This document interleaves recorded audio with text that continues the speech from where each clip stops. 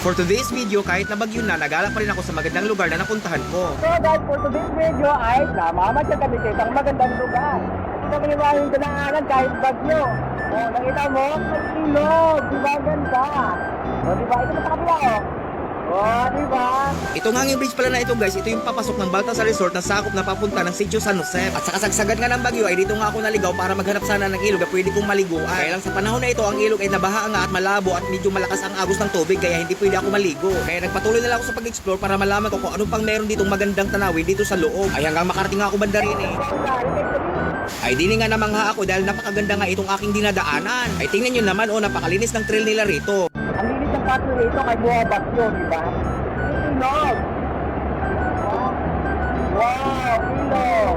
At dili nga ay bumaba muna ako saglit papunta ng ilog para makita ko ang kabuuan ng tulay dito sa ibaba. At bumalik nga agad ako para mabaybay ko pa yung trail na dinaanan namin doon kanina. Tingnan nyo naman yung trail nila, talaga napaka-organized pagkagawa. Kung hindi lang talaga naulan at nabagyo ay talaga ang sarap dito mamasyal. Sa katunayan guys ay naghahanap talaga ako ng isang magandang lugar na tahimik at maganda na kung saan ay pwede talaga ako mag-camping at gusto ko yung may ilog. Ay meron nga nakapag-tip sa akin na meron daw dito banda. Ang sabi na nag-tip sa akin ay dito daw yung banda sa dulo ng trail na ito. Ay meron daw magandang place na pwede kong pahingahan. Nakita nyo to? Ito yung kay Baltasar. Kay Baltasar Resort. Hindi tayo dito pupunta. Hindi tayo pupunta to. Sa dulo tayo pupunta. Tara.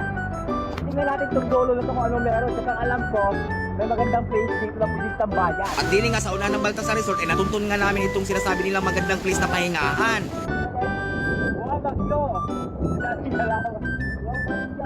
So ito na nga, natuntun na nga namin itong place na sinasabi nila maganda raw dito magpahinga. Ito ang Socorro Nature Place. Ay pagpasok nga namin din eh, talaga nakabukas lang yung gate. Pero kinapalan ko na yung mukha ko dyan na pumasok kasi tawag ako ng tawag dyan ay parang walang nasagot. Pero namanga ako sa mga nakita ko kasi nakakita ko ng magandang kubo agad din eh. Ay parang ang sarap magpahinga rito eh. Bungad pa lang guys, ay talaga marirelax ka na kasi sa dami nilang halaman dito na magaganda. Ay katao po nga ako dyan pero wala talaga nasagot na tao. Hindi ko alam kung saan talaga yung tao rin eh. Ako, ang may-ari.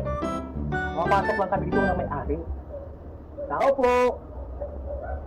Tara, pasukin natin. Ay dini nga, nagulat nga ako, ay mayroon pala dining mini pool. Ay sinili ko nga yung mini pool nila dyan, ay talaga na maganda rin naman pala yung mini pool nila dini. At mukhang malalim-lalim din. At kahit umulan at bumagyo nga, ay mukhang malinis ang tubig, ang sarap maligo. Meron pa silang kubo dito guys.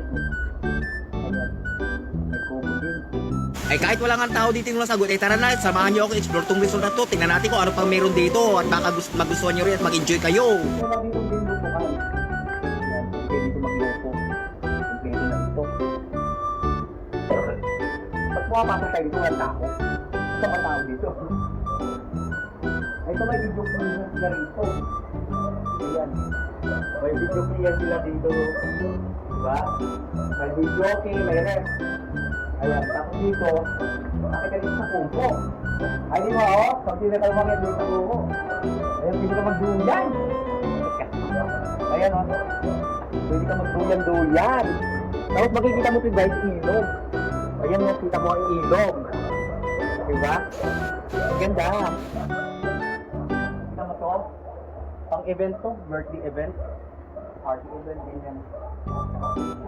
Pwede ka rin dito umupo. Ayan, ang ganda.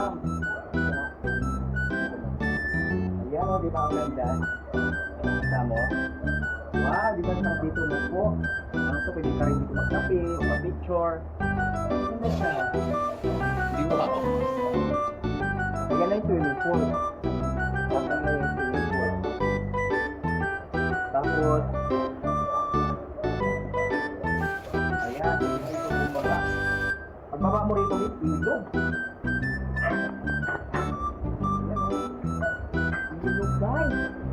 Wow. Ayan, ilog. Sabi dyan mo ilog? Ayan, ilog. Wow. Ilog. Ito na yung makita mo. Wow. Diba? Ang ganda. At pagkara mo nga rito guys, ay ilog na agad. Oh. Ilog.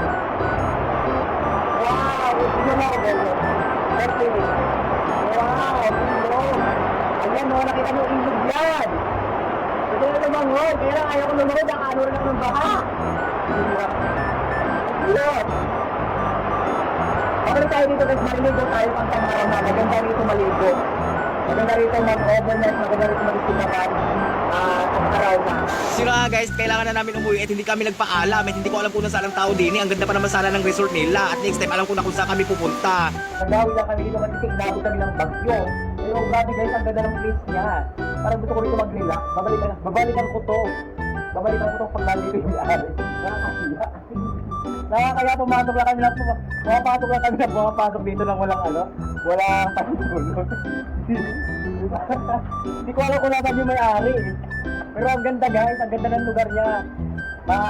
Dito ng halaman. Sino nga, dahil nga walang tao ay nagdesisyon na lang ako na balikan ko na lang ito next time dahil gusto ko rin malaman sa owner kung magkano ang rate dito at dahil gusto ko rin talaga dito mag-stay at napakagandang lugar. And that's it for today's video guys. Thank you for watching. Bye-bye!